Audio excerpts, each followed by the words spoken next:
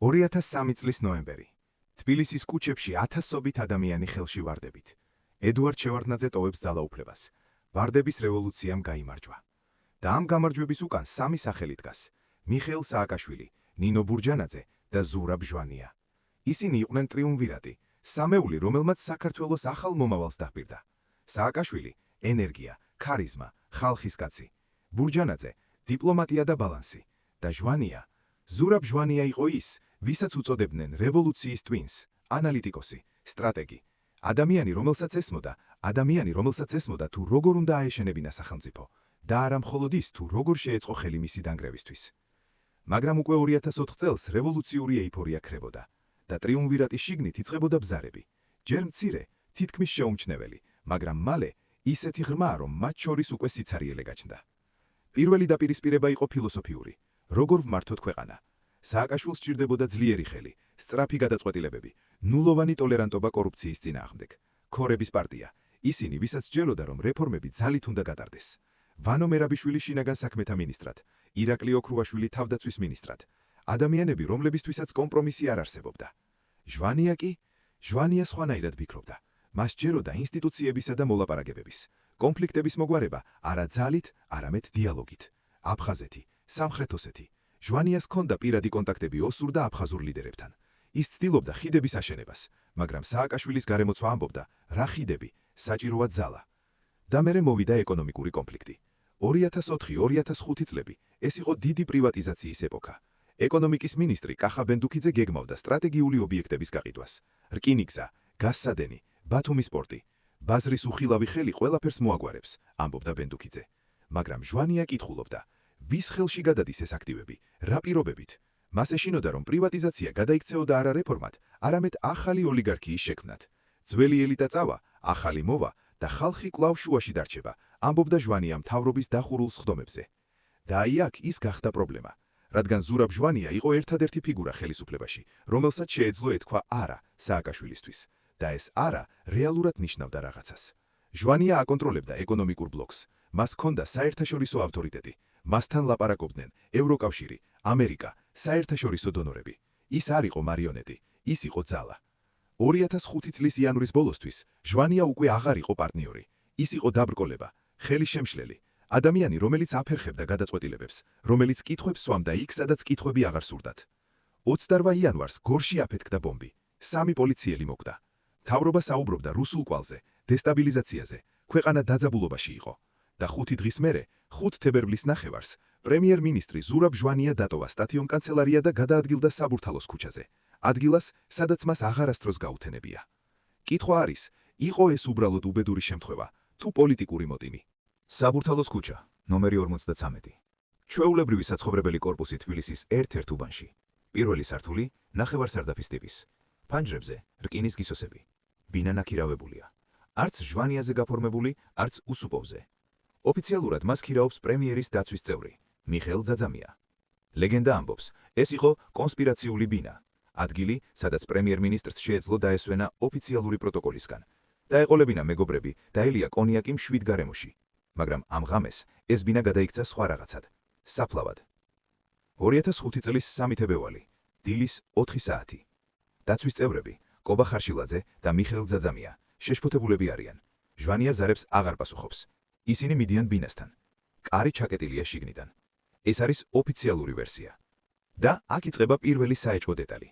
ხარშილაძე ამბობს, რომ მან ხელით გადაწია ფანჯრის რკინის გისოსები და შიგნით შეძვრა. წარმოიდგინეთ, ზრდასრული კაცი, ძლიერი სხეულით, რკინის გისოსებს შორის მცირე სივრციდან თითქოს იოგის მასწავლებელივით გადაწვრა. 2012 წელს, როცა საქმე ხელახლა გაიხსნა, ჩატარდა საგამოძიებო ექსპერიმენტი. ხარშილაძეს სთხოვეს გაემეორებინა თავისი ჩვენება. იცით რა მოხდა? ვერ შეძლო. ფიზიკურად შეუძლებელი აღმოჩნდა. ეს ნიშნავს ერთს. ან ის ბინაში კარით შევიდა, რაც ნიშნავს, რომ გასაღები ჰქონდა, ან უკვე იქ იყო. შევიდეთ ბინაში. განათება ჩაქრობილია. სუნი. გაზის სუნი, როგორც ამბობენ. მაგრამ ნახშირბადის მონოქსიდი უსუნოა. ეს არის ის, რაც ყველას უნდა გაეგო. მისაღები ოთახი. სავარძელში ზურაბ ჟვანია, მჯდომარე პოზაში, უკვე უსიცოცხლოდ. სამზარეულოში რაულ უსუპოვის ცხედარი, იატაკზე. და აი ის, რაც თვალში გვხვდება. მაგიდაზე სუფრაა გაშლილი, როგორც ლამას თეატრალურ სცენაზე. ნარდის დაფა, გახსნილი. კონიაკის ბოთლი, ნახევრად ცარიელი, ჭიქები, 2 ცალი, ერთმანეთთან ახლოს, ძეხვი და პური, თითქოს ვიღაცამ ახლახანს წაიხემსა. ეს არის იდეალური სურათი მეგობრული საღამოსი. 2 კაცი, ნარდი, კონიაკი, საუბარი. საქართველოში ასე ატარებს ხალხი დროს, მშვიდად, ჩვეულებრივად. და სწორედ ეს მშვიდობაა ის, რაც თვალში გვაცემს. რადგან არაფერი არ იყო მშვიდი ამ ღამეს. სასამართლო სამედიცინო ექსპერტიზამ შეამოწმა ორივე გვამი. გააკეთა ის, რასაც უწოდებენ კუჭის შიგთავსის ანალიზს და აღმოჩნდა რაღაც საოცარი. მათი კუჭებიც ცარიელი იყო, თითქმის სრულიად ცარიელი. ექსპერტებმა დაასკვნეს, რომ გარდაცვალებამდე რამდენიმე საათით ადრე, ალბათ 4-დან 6 საათამდე, მათ არაფერი უჭამიათ. მოიცა, მაგიდაზე იყო ძეხვი, პური, საკვები, რომელსაც ვითომ ისინი ჭამდნენ იმ საღამოს, მაგრამ კუჭში არაფერი აღმოჩნდა. კიდე უფრო უცნაურია, კონიაკის ბოთლზე და ჭიქებზე არ აღმოჩნდა არც ჟვანიას და არც უსუპოვის თითანაბეჭდები, არც ერთი. თითქოს ამ ბოთლს და ამ ჭიქებს ისინი არასდროს შეეხენ. და ახლა კითხვა, რომელიც ყველაფერს ცვლის. თუ ისინი არ ჭამდნენ ამ საკვებს, თუ ისინი არ ეხებოდნენ ამ ჭიქებს, მაშინ ვინ დაალაგა ეს სუფრა? ვინ გახსნა ნარდის დაფა? ვინ ჩაასხა კონიაკი 2 წიქაში? ვინ გააკეთა ყოველივე ეს იმისთვის, რომ შეექმნა ილუზია?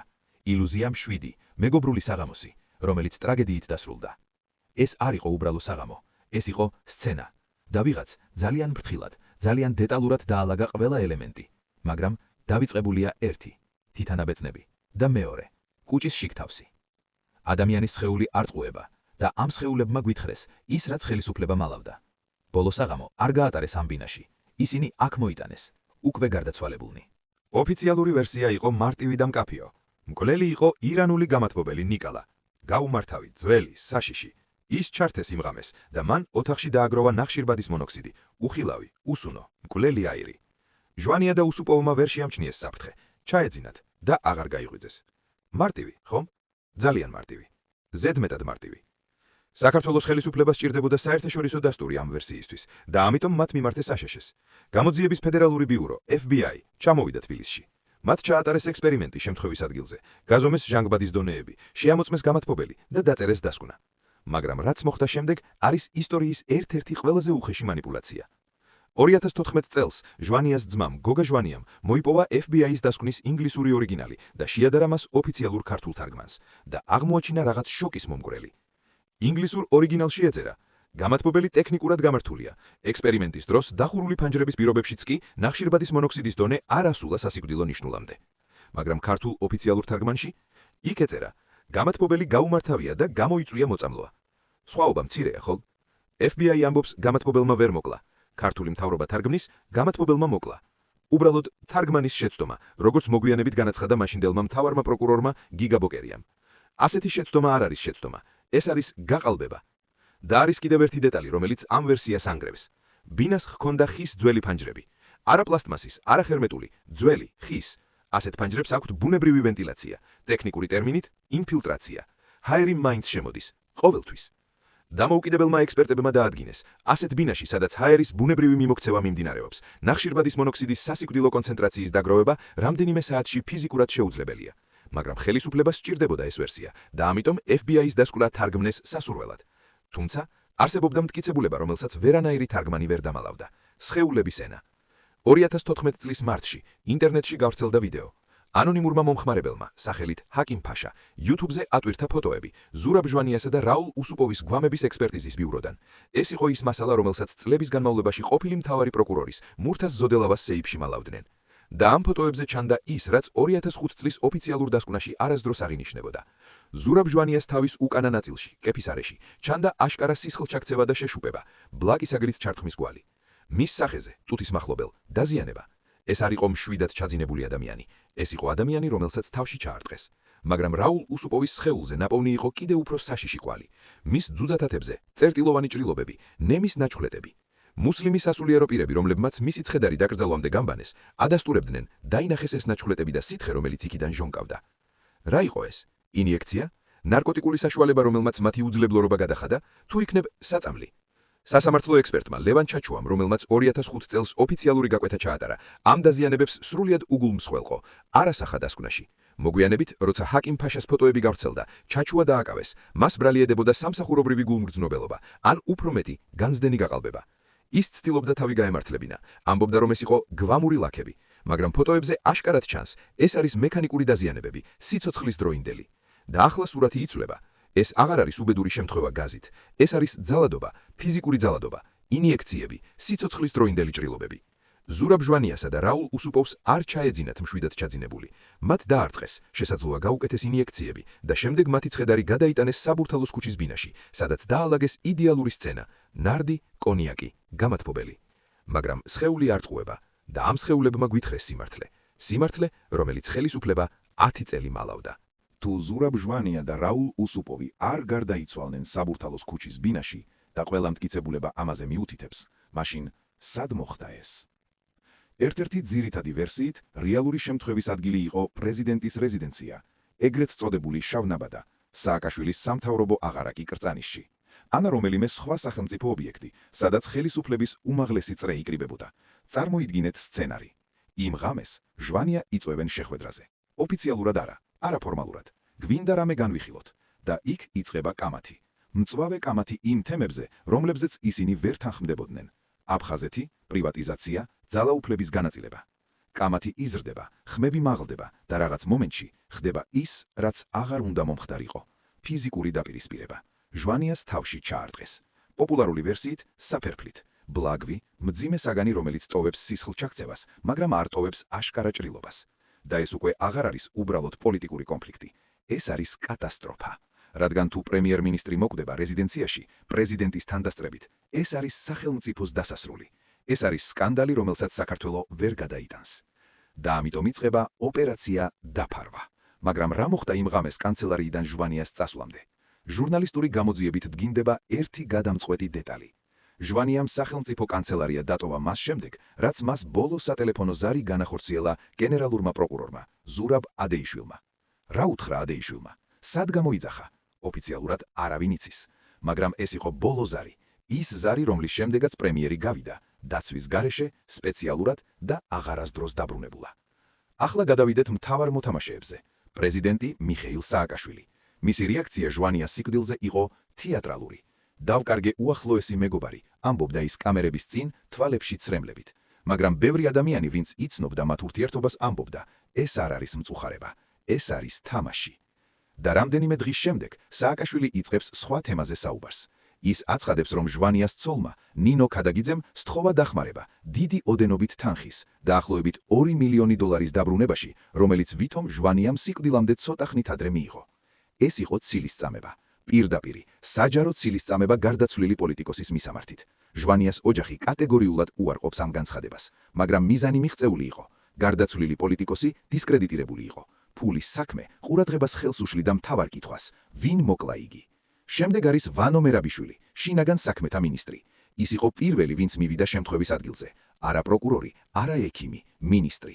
და სწორედ მან დაწერა სცენარი იმ რამდენიმე საათში. მერაბიშვილმა უთხრა პრესას.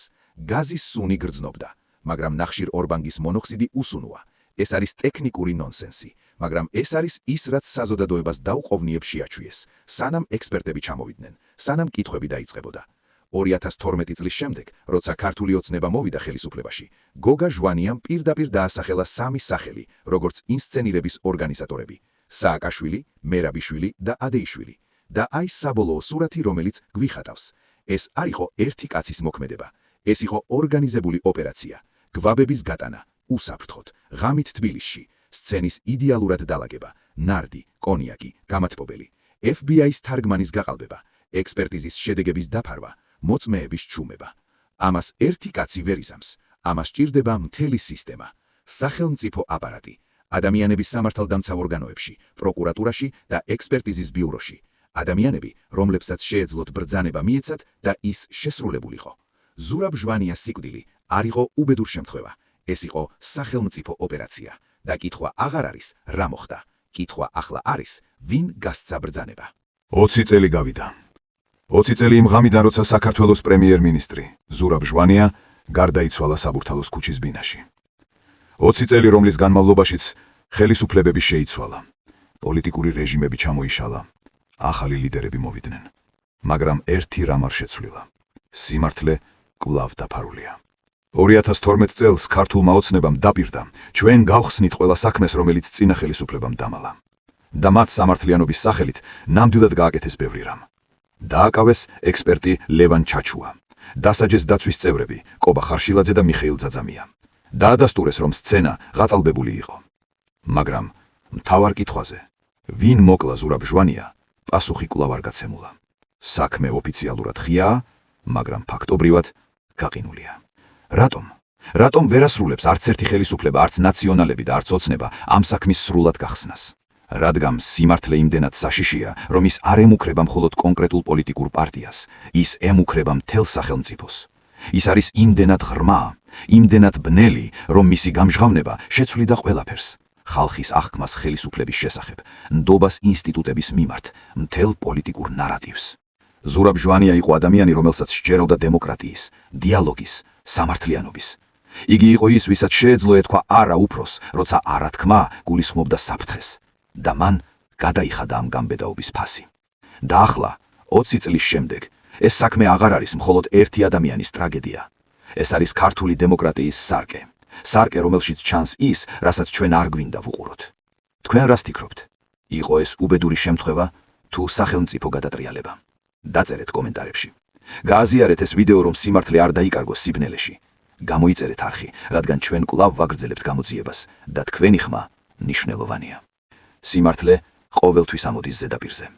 შესაძლოა არა დღეს, შესაძლოა არა ხვალ, მაგრამ ის მოვა.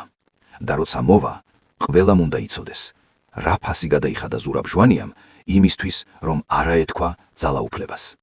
მე პარალაქსი ვარ და ეს იყო ზურაბ ჟვანიას საქმე, დღემდე გაუხსნელი.